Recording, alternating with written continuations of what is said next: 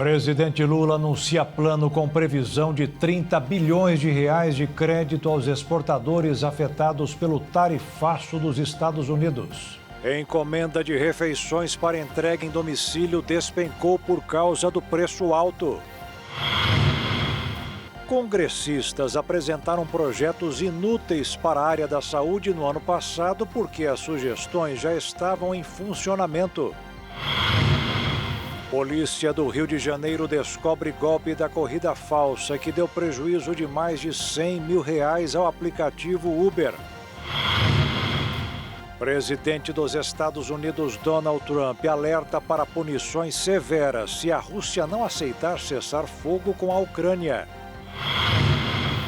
Mais de 100 pessoas morreram no primeiro dia da nova ofensiva de Israel para ocupar a faixa de Gaza. Devastação da área florestal do Brasil nos últimos 40 anos foi do tamanho da Bolívia. E a grande aposta do Brasil é o caroço de açaí, que substitui o carvão e petróleo dos fornos industriais e até compõe cimento. É agora no Jornal das 22.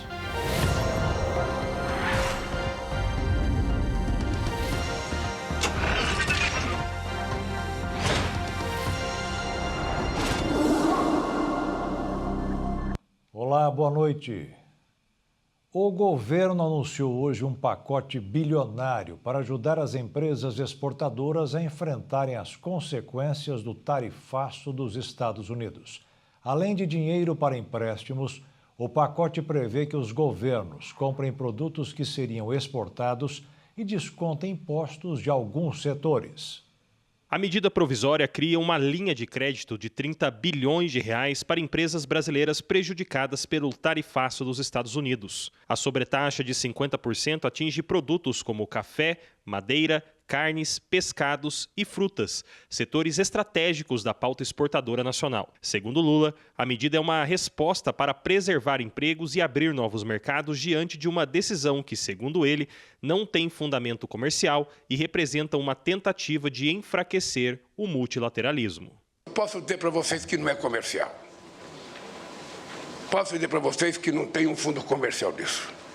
Eu acho que existe por trás disso uma necessidade muito grande de destruir uma coisa chamada multilateralismo, que é o que permitiu que o mundo tivesse um comércio mais equilibrado, uma coisa mais harmônica. O plano de contingência foi elaborado pelo vice-presidente e ministro da Indústria e Comércio, Geraldo Alckmin, a partir de reuniões com empresários e representantes dos segmentos atingidos. Além do crédito emergencial, o pacote inclui mudanças no Fundo de Garantia à Exportação, permitindo que o fundo não apenas ofereça garantias, mas também recursos diretos às empresas. O governo também prevê compras públicas para absorver parte da produção que perderá espaço no mercado americano. Representantes do governo classificaram a medida norte-americana como injusta e desproporcional.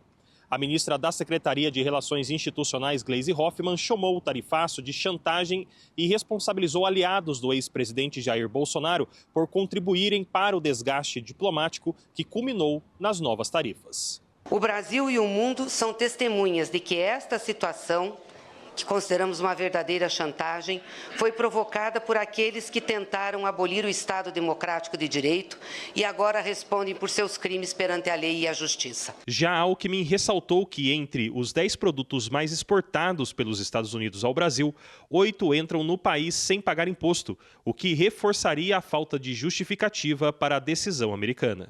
Nós tivemos em exportação do Brasil para os Estados Unidos, um crescimento de 4,6%, de janeiro a julho. E dos Estados Unidos para o Brasil, 12,7%. Um superávit impressionante, quase 3 vezes maior nesses primeiros 7 meses. Nosso crescimento de exportação cresceu menos de 5% e o deles cresceu quase 13%.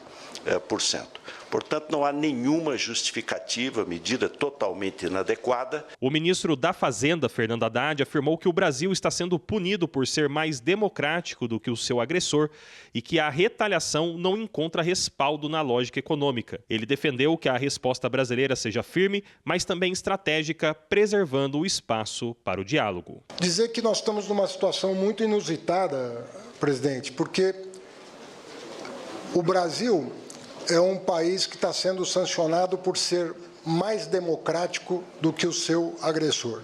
O impacto das tarifas preocupa diretamente setores como o café, que pode perder cerca de R$1 bilhão apenas em Minas Gerais, a indústria de madeira, que exporta metade da produção para os Estados Unidos, o segmento de carnes, com estimativa de prejuízos de US$1 bilhão, além de pescados e frutas, fortemente dependentes do mercado americano. Enquanto busca na Organização Mundial do Comércio a reversão das tarifas, o governo brasileiro articula a abertura de novos mercados com negociações avançadas com China e Índia.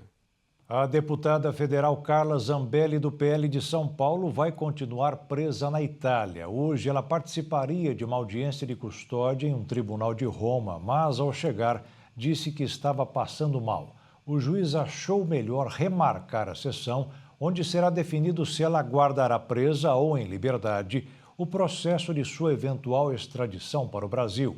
E o marido de Zambelli, coronel Antônio Aginaldo de Oliveira, foi para Israel em busca de um visto permanente para acompanhar o processo da esposa na Itália. Mas assim que chegou, foi avisado que todas as suas contas bancárias foram bloqueadas.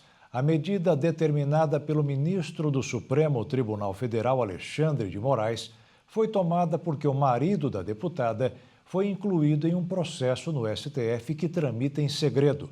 O advogado de Oliveira solicitou o desbloqueio das contas e está aguardando a decisão de Moraes.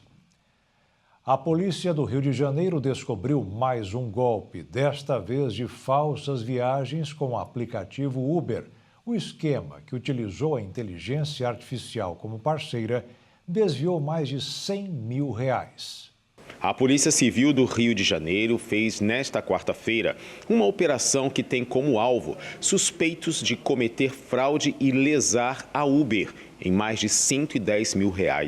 Agentes da Delegacia de Defraudações estão nas ruas para cumprir 5 mandados de busca e apreensão. De acordo com as investigações, os suspeitos exploravam uma vulnerabilidade nos pagamentos via Pix, feitos para o aplicativo de transporte. Eles criavam contas falsas de motoristas e passageiros com o auxílio de inteligência artificial para iniciar corridas. Nessas viagens fraudulentas eram inseridas diversas paradas, o que encarecia o valor final. Quando o usuário chegava ao destino, a Uber, conforme suas políticas de repasse, fazia o pagamento integral ao motorista, incluindo os valores adicionais decorrentes das paradas. O montante referente às paradas extras permanecia em aberto em conta do usuário, que de forma deliberada não realizava o pagamento e abandonava a conta, tornando-a inativa. A empresa então se via obrigada a arcar com a diferença não quitada pelos falsos usuários. As investigações prosseguem para identificar e responsabilizar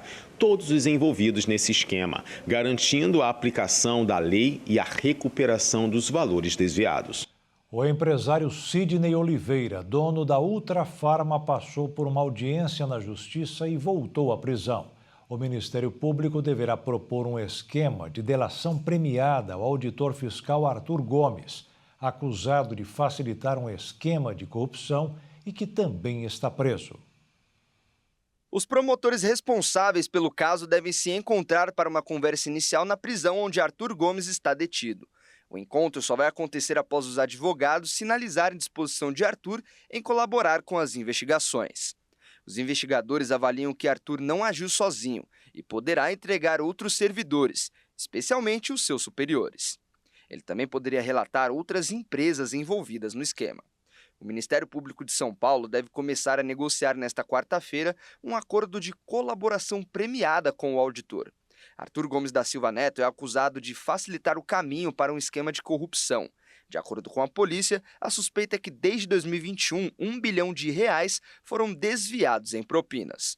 As autoridades também consideram negociar um acordo de delação com o dono da Ultrafarma, Sidney Oliveira, além do diretor estatuário da rede Fast Shop, Mário Otávio Gomes, que foi preso na sua residência em Alphaville. A polícia encontrou 2 pacotes com esmeraldas, R$330 mil e $10 mil na residência, além de €600 dentro de um cofre. E a seguir, a encomenda de refeições para entrega em domicílio despencou por causa do preço alto. E congressistas apresentaram projetos inúteis para a área da saúde no ano passado, porque as sugestões já estavam em funcionamento.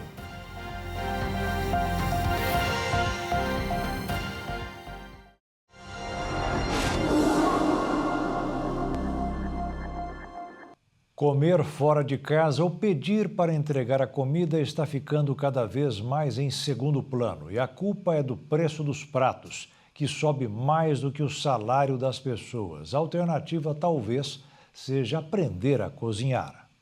Uma pesquisa do Instituto Locomotiva, divulgada nesta semana, apontou que 63% dos moradores da região metropolitana de São Paulo já deixaram de pedir comida por aplicativos de delivery devido aos preços elevados. O levantamento, realizado em parceria com a Associação Brasileira de Bares e Restaurantes, ouviu 2.000 pessoas em cidades como São Paulo, Guarulhos, Osasco, São Bernardo do Campo, Santo André, Barueri, Diadema e São Caetano do Sul. Segundo o estudo, 74% dos entrevistados afirmaram que os pratos vendidos nos aplicativos costumam ser mais caros do que aqueles oferecidos no salão ou no balcão dos estabelecimentos. Apesar disso, 68% disseram não saber que os restaurantes pagam taxas que variam entre 12% a 27% para as plataformas, valor que, em grande parte, é repassado ao consumidor final. A pesquisa também ouviu 500 proprietários e gestores de bares e restaurantes da região.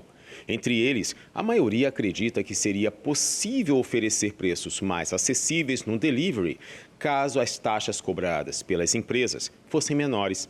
Essa percepção reforça um ponto de tensão na relação entre comerciantes e plataformas. Mesmo com a alta nos valores, o serviço de entrega segue sendo visto como uma facilidade indispensável para muitos consumidores, já que 91% dos participantes disseram considerar o delivery um recurso importante no dia a dia, especialmente pela praticidade de receber comida pronta e outros produtos a qualquer hora. Diante desse cenário, empresas do setor têm buscado lançar plataformas alternativas, com taxas reduzidas para os estabelecimentos, na tentativa de aumentar a competitividade e reduzir o domínio das principais marcas que operam no mercado de entregas. Um levantamento feito sobre os projetos apresentados no ano passado no Congresso revelou que na área da saúde, os parlamentares deveriam estar melhor informados ou trocar assessoria. As medidas propostas já existem, estão aprovadas ou até em funcionamento. O levantamento foi elaborado pelo Instituto de Estudos para Políticas de Saúde, em parceria com a Associação Sem Fins Lucrativos Humani. A análise examinou mais de 2.568 matérias legislativas. Dessas, 1.314 tinham relação direta com a saúde e foram analisadas em profundidade, sendo 683 projetos e 631 requerimentos. Ao todo, daqueles que estabelecem alguma relação com políticas públicas, 26% foram classificados como conflitantes com as políticas de saúde existentes e 11% como repetitivos. Os projetos analisados foram os que tramitaram em comissões relacionadas à saúde, Comissão de Assuntos Sociais no Senado e comissões de Saúde, de Previdência, Assistência Social, Infância, Adolescência e Família na Câmara. Segundo os pesquisadores, muitos desses projetos impõem obrigações diretas ao Sistema Único de Saúde, sem considerar os processos técnicos de avaliação, especialmente em temas como tecnologias em saúde, regulação sanitária e saúde mental. Um exemplo é o projeto de lei sobre a disponibilização de liraglutida e semaglutida na Relação Nacional de Medicamentos Essenciais, desconsiderando o processo técnico e participativo, conduzido pela Comissão Nacional de Incorporação de Tecnologias no Sistema Único de Saúde. Outras propostas mexem com diretrizes do Sistema Único de Saúde, como o Programa Nacional de Imunizações, caso do PDL, que propõe revogar a decisão técnica do Ministério da Saúde de incluir a vacina contra a Covid-19 no calendário de vacinação infantil para crianças de 6 meses a menores de 5 anos.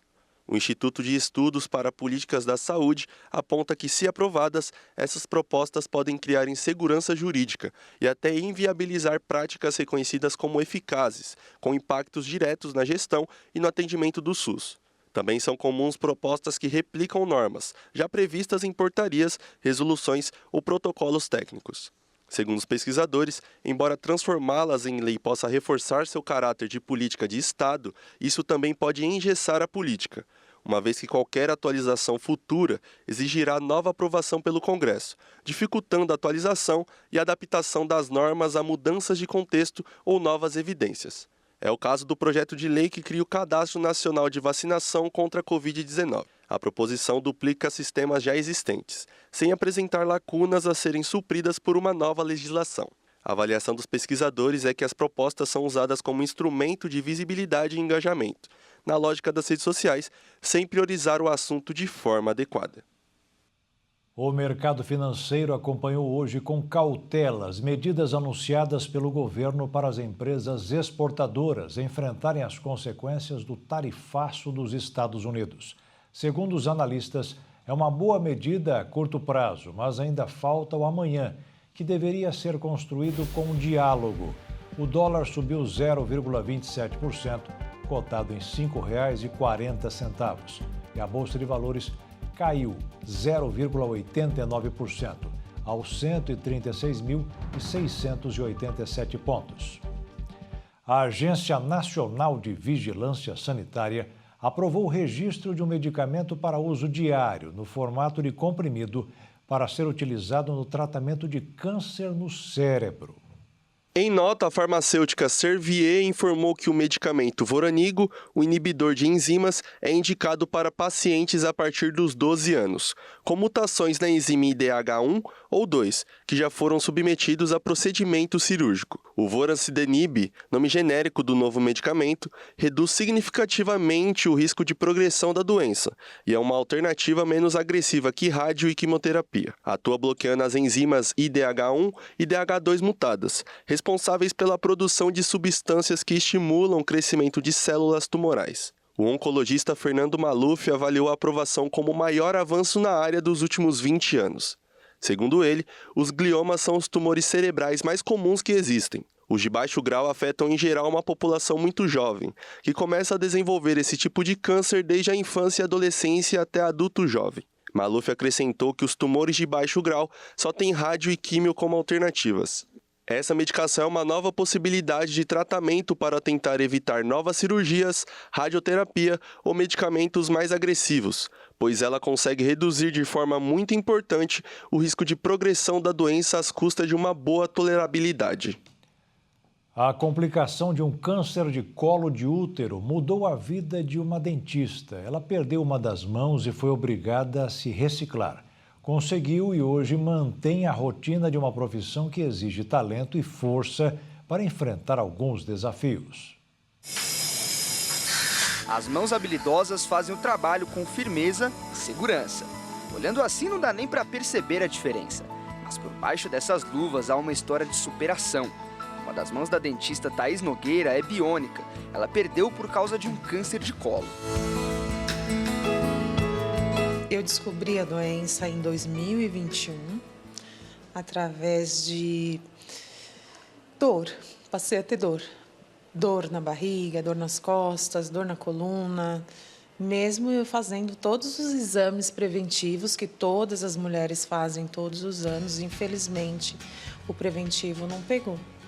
Então, eu tive perda de peso, e aí veio a busca para achar o motivo de eu estar tendo dor. Aí, para minha surpresa, eu tive a notícia que eu estava com um câncer num estágio avançado.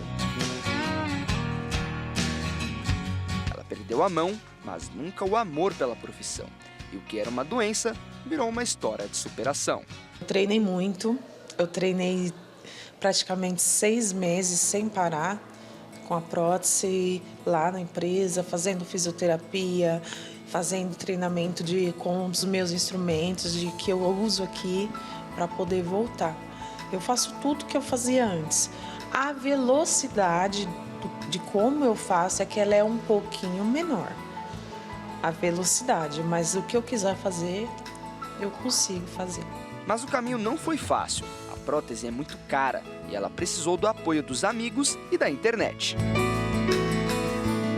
Eu conheci a prótese biônica ainda no hospital, o meu médico me apresentou. E aí eu fui conhecer a prótese, fui ver os custos, imaginei que nunca seria possível, porque eu já vinha de uma doença, eu já vinha brigando com câncer, tive a minha pausa e assim, o custo da prótese, infelizmente, ele ainda é um custo alto. Então eu falei, não vou conseguir. Mas aí nós temos amigos, temos redes sociais, temos Deus, temos uma advogada. E aí nós fomos para um processo judicial primeiro e fizemos uma vaquinha na internet. Parte da prótese foi comprada pela vaquinha, porque eu tenho duas. E parte da prótese foi judicialmente. A prótese é de uma marca alemã muito sofisticada e funciona da seguinte maneira. O cérebro envia um sinal para o braço, os músculos se contraem e a mão executa o movimento. E com essa prótese ela faz de tudo: cirurgias, próteses, procedimentos estéticos e cirúrgicos. E os pacientes ficam curiosos ao chegar no consultório. Mesmo com outras profissionais disponíveis, a maioria prefere ser atendido pelas mãos biônicas. A reação dos pacientes, eles adoram, eles gostam, eles ficam curiosos e eles não têm medo, eles não têm receio. Às vezes aqui tem as minhas colaboradoras que estão aqui, às vezes desocupadas, às vezes tem horário com elas, mas eles fazem questão de passar com dentista biônica. E ao final de cada consulta, os pacientes saem com um sorriso de gratidão e inspiração. Sorrisos que foram cuidados por essas mãos.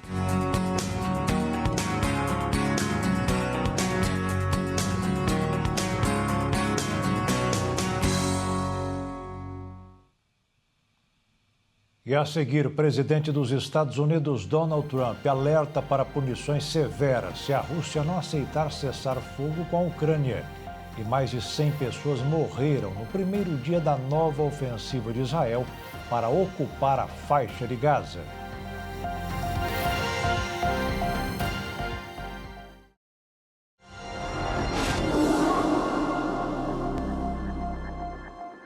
A Câmara dos Deputados ignorou as recomendações do STF para dar maior transparência sobre o uso das emendas de comissão. Hoje, sem qualquer debate, foi definido onde serão aplicados os recursos.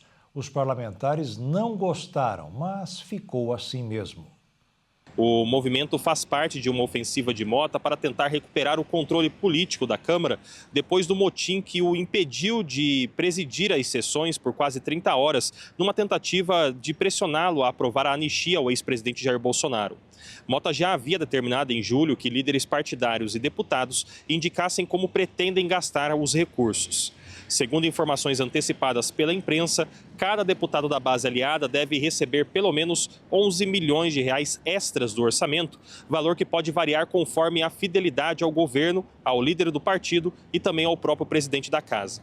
O prazo para as indicações foi aberto ainda em julho, mas até agora alguns parlamentares e partidos não enviaram as listas. Segundo o presidente da Comissão de Saúde, deputado Zé Vitor, praticamente toda semana haverá votação de atas e, à medida que as indicações forem chegando, elas serão aprovadas. As comissões de Saúde, Esporte, Turismo, Agricultura, Desenvolvimento Urbano e Integração Nacional serão as primeiras a votar as indicações. As listas com os nomes dos parlamentares e beneficiários devem ser divulgadas momentos antes da votação. Os escalonamentos das aprovações podem dificultar o monitoramento rápido sobre quais deputados foram contemplados com valores maiores e qual fatia destinada a cada partido. Deputados afirmam que não há estratégia para evitar desgastes internos, mas sim uma necessidade diante da demora de alguns partidos em enviar essas informações. As emendas de comissão foram criadas após o STF declarar inconstitucionais as emendas de relator em 2022 por falta de transparência. Esse mecanismo anterior concentrava poder nas mãos de poucos parlamentares e foi alvo de investigações por suspeita de desvio de recursos. Assim como ocorria com as emendas de relator, as de comissão permitem que a cúpula do Congresso direcione recursos para aliados e pressione também seus adversários. Além disso, a execução do repasse não é obrigatória, o que dá ao governo espaço para negociar apoio no legislativo em troca da liberação dos valores. Aliados de Hugo Mota avaliam que a ausência de um instrumento forte de distribuição de recursos tem dificultado a condução das votações no plenário. Na semana passada, parlamentares bolsonaristas protagonizaram um dos episódios mais tensos deste ano, ocupando as mesas diretoras da Câmara e do Senado para impedir que Mota e Davi Alcolumbre pudessem presidir as sessões. O ministro Luiz Fachin foi eleito hoje o novo presidente do Supremo Tribunal Federal. Ele tomará posse no final do mês que vem, no lugar de Luiz Roberto Barroso, que encerrará o seu mandato de 2 anos. Barroso elogiou o sucessor e disse que o país tem sorte de ter um ministro na cadeira de presidente. Fachin agradeceu os votos de confiança dos colegas e afirmou que a sua gestão continuará buscando decisões em grupo e diálogo. A votação foi realizada de forma simbólica e quem assume sempre é o ministro mais antigo da corte em sistema de rodízio. O novo presidente tomou posse no STF em 2015 e, por este critério, o novo vice-presidente será o ministro Alexandre de Moraes. Pelo menos 20 pessoas morreram depois que um barco de migrantes naufragou no sul da Itália. O grupo saiu da Líbia, na África. De acordo com autoridades italianas envolvidas no resgate, os migrantes estavam em 2 barcos. Eles vinham de Trípoli, na Líbia. Uma das embarcações começou a afundar e eles se transferiram para outra, que mais tarde se virou por causa das águas turbulentas. A ONU e a Cruz Vermelha informaram que 60 pessoas foram resgatadas rapidamente, sendo 56 homens e 4 mulheres. Eles foram levados com segurança para a ilha italiana de Lampedusa. Segundo o Ministério do Interior da Itália, quase 40 mil migrantes chegaram ao país neste ano por via marítima, cruzando o mar Mediterrâneo. Já no Atlântico Norte, a França anunciou que resgatou quase 300 migrantes que tentavam chegar ao litoral inglês em embarcações precárias. Milhares de migrantes tentam atravessar a perigosa rota do Canal da Mancha, que liga a Grã-Bretanha à França. O número de travessias aumentou nos últimos dias, apesar da entrada em vigor de um acordo entre Paris e Londres na semana passada. O pacto prevê o retorno à França dos migrantes que chegam ao Reino Unido em pequenas embarcações. Em troca, Londres vai aceitar migrantes enviados por Paris, com base no princípio de 1 por 1. O objetivo é afastar as pessoas que desejam atravessar o Canal da Mancha. O acordo será válido até junho de 2026. O exército de Israel iniciou a invasão da faixa de Gaza com bombardeios e já matou mais de 100 pessoas. A operação é o cumprimento da promessa feita na última semana pelo primeiro-ministro Benjamin Netanyahu de ocupar todo o território palestino. As tensões do conflito entre Hamas e Israel ganharam mais um capítulo após o primeiro-ministro israelense Benjamin Netanyahu anunciar em entrevista coletiva na última semana que iria expandir a guerra e ocupar a cidade de Gaza diante da recusa de rendição do Hamas. Depois de uma semana da fala do premier, o exército israelense deu início à incursão na cidade de Gaza. Os militares bombardearam o território, deixando ao menos 123 pessoas mortas em apenas um dia, segundo o Ministério da Saúde palestino. Os novos ataques ocorre em meio à viagem de líderes do grupo Hamas ao Cairo, no Egito, para negociar um acordo de cessar-fogo. O número de mortos em 24 horas foi o pior em uma semana e se somou ao total de vítimas da guerra de quase 2 anos. Para iniciar o domínio sobre Gaza, o chefe do Estado-Maior, Eyal Zamir, aprovou o plano de ataque após 10 horas de votação. Mesmo com o pedido de paz por todas as organizações e países do mundo, Netanyahu reiterou a ideia, que também é defendida pelo presidente dos Estados Unidos, Donald Trump, de que os palestinos deveriam simplesmente ir embora. Para um canal de televisão local, o israelense disse que todos aqueles que se preocupam com os palestinos e dizem que querem ajudá-los deveriam abrir seus portões e parar de dar sermões em Israel. Árabes e líderes mundiais estão assustados com a ideia de deslocar a população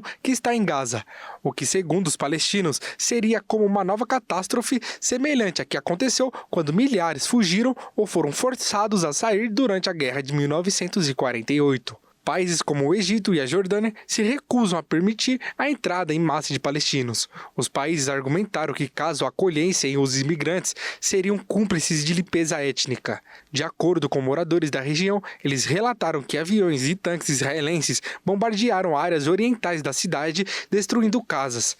Além disso, tanques também destruíram casas e militares mataram 9 pessoas que buscavam ajuda humanitária.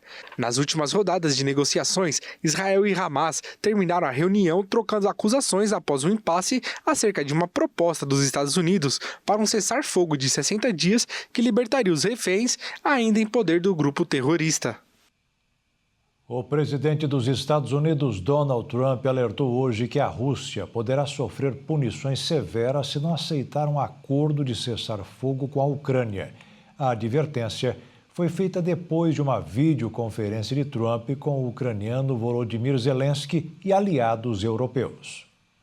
Há poucos dias do encontro entre os presidentes Donald Trump dos Estados Unidos e Vladimir Putin da Rússia, o chanceler alemão Friedrich Merz convocou uma videoconferência para tratar sobre o conflito no leste europeu. Além de Trump, a reunião também contou com a participação do vice-presidente americano J.D. Vance, o presidente ucraniano Volodymyr Zelensky, que entrou de Berlim, onde estava devido a um encontro com o chanceler alemão, e outros chefes de estados europeus. Após a videoconferência, Zelensky disse que líderes de todo o mundo estão empenhados na busca pela paz na Ucrânia. Ele também destacou que o cessar-fogo depende dos resultados das negociações com Putin. Após o encontro virtual, Trump disse que existe a possibilidade de um segundo encontro acontecer entre os líderes da Rússia e Ucrânia, algo que o presidente norte-americano acredita que será mais produtivo do que o agendado para o dia 15 desse mês com Putin. O chefe de governo dos Estados Unidos declarou que poderia cancelar a reunião dependendo do resultado de seu encontro com o russo. Quando foi questionado se acreditava que seria capaz de convencer Putin a parar de atacar civis na Ucrânia, Trump respondeu que já havia tido essa conversa várias vezes com o russo e relembrou o ataque com foguetes que atingiram um asilo e um prédio matando algumas pessoas. Ele elogiou a videoconferência, dizendo que os diálogos foram bons e amistosos e prometeu que haverá consequências muito severas caso o presidente russo não concorde em encerrar a guerra após o encontro no Alasca. Apesar de Zelensky afirmar que a cúpula no Alasca seja um blefe do presidente russo, o chanceler alemão tem uma visão diferente do líder ucraniano. Ele ressaltou a importância de reconhecer os interesses de segurança da Europa, afirmando que qualquer reconhecimento legal da invasão russa na Ucrânia não pode acontecer. Além disso, Merz seguiu na mesma linha de Trump e destacou que, caso não haja avanço por parte da Rússia, a Europa e os Estados Unidos aumentarão a pressão sobre Putin. E veja a seguir, devastação da área florestal do Brasil nos últimos 40 anos foi do tamanho da Bolívia. E a grande aposta do Brasil é o caroço de açaí, que substitui carvão e petróleo dos fornos industriais e até compõe cimento.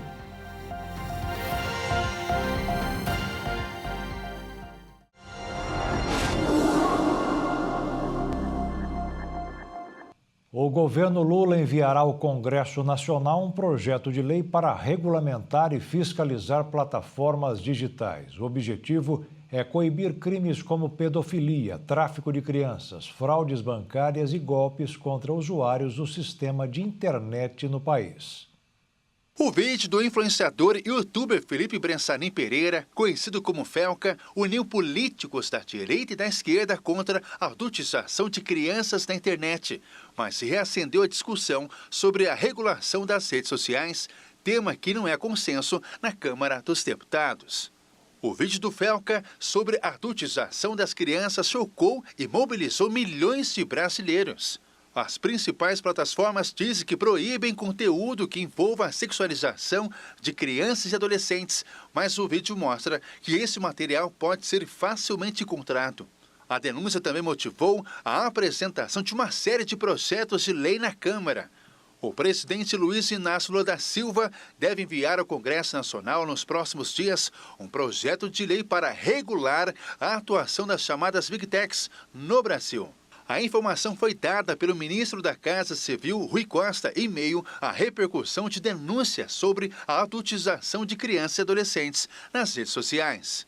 De acordo com o ministro, a medida considerada prioritária pelo governo é uma questão de segurança na tentativa de regular as redes sociais. A exposição indevida de crianças e adolescentes na internet continua sendo um problema mesmo com várias ferramentas de detecção disponíveis. Na prática, quanto maior o engajamento, isto é, a interação de usuários com o que é publicado, maior é a chance dessas pessoas continuarem online nas redes sociais. As plataformas, por sua vez, faturam com publicidade e passam parte do valor para influenciadores em programas de monetização. O presidente da Câmara dos Deputados, Hugo Mota, anunciou a formação de um grupo de trabalho que incluirá deputados e especialistas, com o objetivo de elaborar sugestões legislativas sobre o tema. As propostas deverão ser apresentadas em até 30 dias. Ele se reunirá com diversas organizações da sociedade civil para discutir propostas legislativas que visem combater a adultização de crianças e adolescentes. A reunião contará com a presença de representantes de pelo menos 10 entidades, incluindo uma juíza da vara da infância e uma influenciadora que atua contra a violência sexual online. Alguns parlamentares de direita são contra incluir regulação das redes em projetos sobre defesa das crianças. Para deputados e senadores bolsonaristas, o vídeo de Felca agora representa uma cortina de fumaça para criar regras para as plataformas que nunca foi pelas crianças. A regulação das redes sociais foi discutida no ano passado, mas enfrentou resistência. O projeto de lei que ficou conhecido como PL das Fake News foi enterrado na casa em abril de 2024, mesmo após ter a urgência aprovada. Um grupo de trabalho foi anunciado à época, mas nunca foi realmente instalado. Em junho, o Supremo Tribunal Federal já tinha decidido que redes serão responsabilizadas por falhas sistêmicas em remover, entre outras coisas, crimes sexuais contra pessoas vulneráveis e crimes graves contra crianças e adolescentes. As defesas do ex-presidente Jair Bolsonaro e dos outros 7 réus acusados por tentativa de golpe de Estado devem apresentar as alegações finais antes do veredito. O Supremo Tribunal Federal terminou até o fim desta quarta-feira com o prazo para a entrega da defesa. Os advogados tiveram 15 dias para preparar suas versões finais para os fatos investigados. O prazo foi contado a partir da entrega das alegações finais pelo tenente-coronel Mauro Cid, ex-ajudante de ordens de Jair Bolsonaro e delator da trama golpista. Até o julgamento final, as defesas podem apresentar requerimentos, contestações ou pedir reabertura da instrução processual, caso surjam novos fatos, por exemplo. Salvo casos excepcionais, após a apresentação da peça, o relator costuma declarar encerrada a instrução processual, abrindo caminho para o julgamento final. O procurador-geral Paulo Gonet classificou o ex-presidente Jair Bolsonaro como líder da organização criminosa e o principal beneficiário dos atos golpistas. Para o procurador-geral, o réu teria usado de forma deliberada o aparato estatal para atacar instituições e o processo eleitoral, com apoio de setores estratégicos das Forças Armadas e do alto escalão do governo. Todos os 7 réus são acusados pela Procuradoria e pelos crimes de organização criminosa armada, tentativa de abolição violenta do Estado Democrático de Direito, golpe de Estado, dano qualificado pela violência e grave ameaça contra o patrimônio da União, com considerável prejuízo para a vítima e deterioração de patrimônio tombado. Os réus na ação penal são Alexandre Ramagem, deputado federal e ex-diretor da Agência Brasileira de Inteligência ABIN, Almirante Almir Garnier, ex-comandante da Marinha Anderson Torres, ex-ministro da Justiça e ex-secretário de Segurança do Distrito Federal, General Augusto Heleno, ex-ministro do Gabinete de Segurança Institucional, o ex-presidente Jair Bolsonaro, general Paulo Sérgio Nogueira e ex-ministro da Defesa, general Walter Braga Neto, ex-ministro de Bolsonaro e candidato a vice na chapa de 2022, e o tenente-coronel Mauro Cid, ex-ajudante de ordens de Jair Bolsonaro.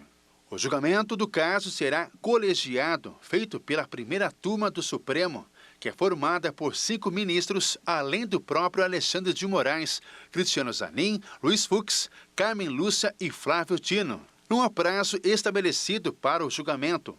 A data do julgamento deve ser marcada pelo presidente Cristiano Zanin, mas para isso ele precisa aguardar que o relator e ministro Alexandre de Moraes declare o processo encerrado e libere para ser pautado. As penas dos réus podem chegar a 39 anos de prisão. O desmatamento dos últimos 40 anos provocou ao Brasil a perda de uma área equivalente ao tamanho da Bolívia. A verdade de nossas matas exposta em imagens de satélite foi divulgada pelo MEP Biomas. Em média, o Brasil perdeu 2.900.000 hectares de áreas naturais por ano. Porém, o levantamento revela que a transformação não foi linear. Isso significa que até 1985, ao longo de quase 5 séculos, o Brasil converteu 60% de toda a área hoje ocupada pela agropecuária, mineração, cidades, infraestrutura e outras áreas antrópicas, ou seja, que tiveram ações causadas pela atividade humana em relação ao meio ambiente. Já os 40% restantes ocorreram em apenas 4 décadas, de 1985 a 2024. Segundo o relatório, em 2024, o Brasil tinha 65% de seu território coberto por vegetação nativa e 32% por agropecuária. Em 1985, o Brasil tinha 80% de seu território de áreas naturais. O estudo constatou que na década seguinte, até 1994, o crescimento das pastagens impulsionou a perda de 36.500.000 hectares dessa cobertura. Tasso Azevedo, coordenador-geral do MAP Biomas, comentou que o ponto de transformação mais acelerada foi entre 1995 e 2004, quando o desmatamento no Brasil atingiu os maiores índices na história. A conversão de floresta em agropecuária neste período foi de quase 45 milhões de hectares. Mais de 35 milhões de hectares de áreas naturais transformadas em pasto, a agricultura cresceu 14.600.000 de hectares nesta década. Segundo Azevedo, esse período foi devastador para a Amazônia. O desmatamento teve crescimento de 21.100.000 hectares devido à introdução de atividades como agricultura, construção, urbanização e outras intervenções. Em 2005, o país tinha 72% de seu território composto por áreas naturais. Na década, o ritmo da destruição das florestas reduziu, chegando à menor taxa na série histórica do MAP Biomas. Porém, na década seguinte, o desmatamento voltou a crescer, impulsionado pela mineração. Segundo o relatório, 58% da área utilizada pela atividade hoje tem origem neste período, com especial expansão sobre a Amazônia. Apesar da atividade agrícola ter freado, foi nesta década que a seca afetou com mais força o Brasil, efeito do agravamento das mudanças climáticas. Além da perda de vegetação, o país também reduziu cerca de 12% das áreas alagadas e úmidas no período, o equivalente a cerca de 100.000 km². A região mais afetada foi o Pantanal, enquanto a Mata Atlântica teve aumento devido à construção de reservatórios. O pesquisador destacou que os números evidenciam a urgência de políticas públicas capazes de conciliar a produção agrícola com a preservação ambiental, priorizando a restauração de biomas degradados e o controle do avanço sobre áreas naturais ainda preservadas. A produção anual de açaí, tão conhecido principalmente na culinária, está sendo utilizada na área industrial. O caroço que sobra, que até há pouco tempo era descartado, hoje substitui o carvão e o petróleo nos fornos industriais e passou a ser utilizado na produção de cimento.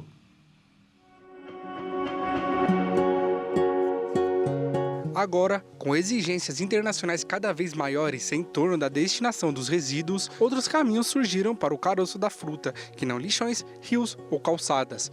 Um deles são os fornos industriais, onde o caroço atua como substituto do carvão mineral e do petróleo, os combustíveis mais poluentes usados por fábricas de vários setores. Uma multinacional de cimento com plantações no Pará está usando o caroço do açaí como combustível. Além dela, outras empresas do setor de bebidas também exploram aplicações energéticas da fruta. O caroço do açaí tem grande poder calorífico, como é chamada a energia liberada durante a combustão completa de uma massa ou combustível. Esse número, calculado a partir de quilocalorias por quilograma, é cerca de 3 vezes menor do que o do coque de petróleo ou 2 vezes menor do que o do carvão mineral, mas grandes volumes podem compensar a diferença. O caroço do açaí é mais barato que seus competidores fósseis. A empresa de cimento, por exemplo, consome por ano em sua unidade, na cidade de Primavera, no Pará, 480 mil toneladas de caroço de açaí para aquecer o gerador de gás quente, responsável por diminuir a umidade de calcário extraído próximo à fábrica. O calcário é quase 90% da composição de um cimento. A prática permite à empresa consumir menos carvão mineral e coque de petróleo e, consequentemente, diminuir suas emissões de carbono. O setor de cimento é muito poluente. De acordo com dados do Sistema de Estimativas de Emissões e Remoções de Gases de Efeito Estufa, o setor emitiu em 2023 mais de 14 milhões de toneladas de CO2, dióxido de carbono equivalente na atmosfera, quase 1% de todas as emissões do Brasil e 20% das emissões da indústria pesada brasileira. Do total liberado pelas cimenteiras, metade é intrínseca ao processo devido à calcinação do calcário e só poderia ser evitada a partir da captura do carbono gerado, uma tecnologia ainda imatura no mundo. Assim, os produtores de cimento se concentram na redução de suas emissões na outra metade, principalmente nos combustíveis usados para esquentar o forno onde ocorre a calcinação. No ano passado, a empresa também exportou parte de sua coleta para Portugal e, em outubro, exportará para a Espanha. As indústrias de ambos os países operam sob o guarda-chuva do mercado de carbono europeu. E o Jornal das 22 termina aqui. Uma boa noite para você e fique na paz. Tchau.